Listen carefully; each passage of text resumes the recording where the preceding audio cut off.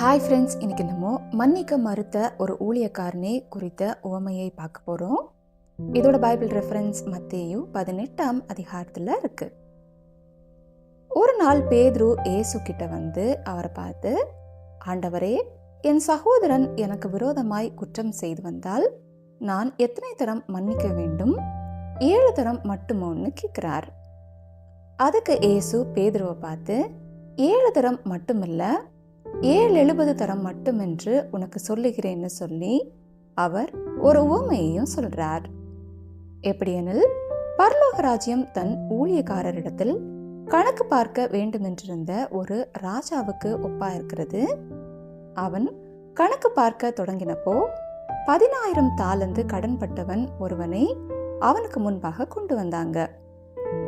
கடனை தீர்க்க அவனுக்கு நிர்வாகம் இல்லாததால அந்த ராஜா அவனையும் அவன் மனைவி பிள்ளைகளையும் அவனுக்கு உண்டான எல்லாவற்றையும் விற்று கடனை தீர்க்கும்படி கட்டளையிட்டான். அப்போ அந்த ஊழியக்காரன் தாழ விழுந்து வணங்கி, ஆண்டவனே, என்னிடத்தில் பொறுமையாயிரும், உமக்கு தர வேண்டிய எல்லாவற்றையும் நான் கொடுத்து விடுகிறேன்னு சொல்லி கெஞ்சினான். உடனே அந்த ஊழியக்காரனுடைய ஆண்டவன் மனதிறங்கி அவனை விடுதலை பண்ணி அவன் வாங்கின கடனையும் அவனுக்கு மன்னித்து விட்டான். அப்படி இருக்கும்போது அந்த ஊழியக்காரன் புறப்பட்டு போகும்போது அவன்கிட்ட 100 வெள்ளி பணம் கடன் பட்டிருந்தவனாகிய அவனோட உடன் வேலைக்காரர்ல ஒருவனை கண்டு அவனை பிடித்து அவன் தொண்டையை நெரித்து, நீ பட்ட கடனை எனக்கு கொடுத்து தீர்க்க வேண்டும்னு சொல்றான். அப்போ அவனோட உடன் வேலைக்காரனும் கூட அவனோட காலில் விழுந்து, என்னிடத்தில் பொறுமையாயிரும், எல்லாவற்றையும் உமக்கு கொடுத்து தீர்க்கிறேன்னு சொல்லி கெஞ்சினான். அவனோ அதற்கு ஒத்துக்காம அந்த உடன் வேலைக்காரன் பட்ட கடனை கொடுத்து தீர்க்கிற வரைக்கும் அவனை சிறைச்சாலையிலே போட்டான். நடந்த எல்லாவற்றையும் அவனோட மற்ற வேலைக்காரர் பார்த்து ரொம்ப துக்கப்பட்டு ராஜா கிட்ட வந்து நடந்ததையெல்லாம் அவருக்கு சொல்றாங்க. அப்போ அந்த ராஜா அந்த ஊழியக்காரனை கூப்பிட்டு அவனை பார்த்து, பொல்லாத ஊழியக்காரனே, நீ என்னை வேண்டிக் கொண்டதால உன்னோட கடன் முழுவதையும் உனக்கு மன்னித்து விட்டேன். நான் உனக்கு இறங்கினது போல நீயும் உன் உடன் வேலைக்காரனுக்கு இறங்க வேண்டாமோன்னு சொல்லி அவர் கோபமடைந்து அவன் பட்ட கடனை எல்லாம் அவருக்கு கொடுத்து தீர்க்கும் அளவும் உபாதிக்கிறவர்களிடத்தில் அவனை ஒப்பு கொடுத்தான். நீங்களும் அவனவன் தன் சகோதரன் செய்த தப்பிதங்களை மனப்பூர்வமாய் மன்னியாமற் போனால் என் பரமபிதாவும் உங்களுக்கு இப்படியே செய்வார்னு சொல்றார். ஃப்ரெண்ட்ஸ், இந்த உவமையில நம்ம பார்த்த ராஜா தேவனை குறிக்கிறார்.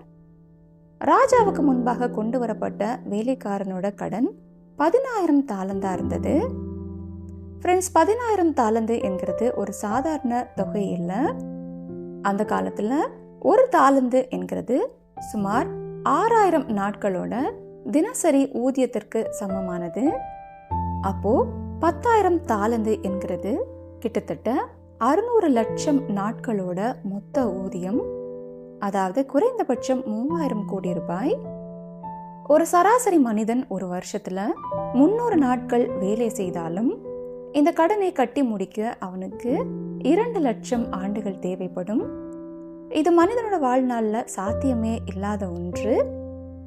இப்படி செலுத்தவே முடியாத இந்த பெரும் தொகை மனிதன் தேவனுக்கு விரோதமா செய்த அவனோட பாவத்தின் கனத்தை சுட்டி காட்டுகிறது.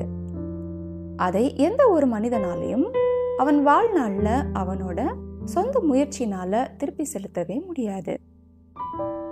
ராஜா அவனை மன்னித்து அந்த கடனை முழுசா ரத்து செய்தது தேவன் அவரோட கிருபையினால அவரை வேண்டிக் கொள்கிற மனிதனோட பாவத்தை முற்றிலுமா மன்னித்ததை சுட்டி காட்டுகிறது.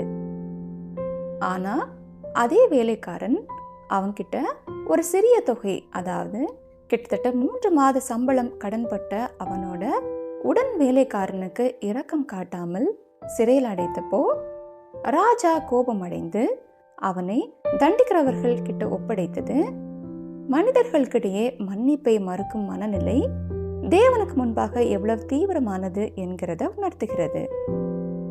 ஓகே ஃப்ரெண்ட்ஸ், மீண்டும் அடுத்த பைபிள் ஸ்டோரியில் சந்திக்கலாம். Bye friends.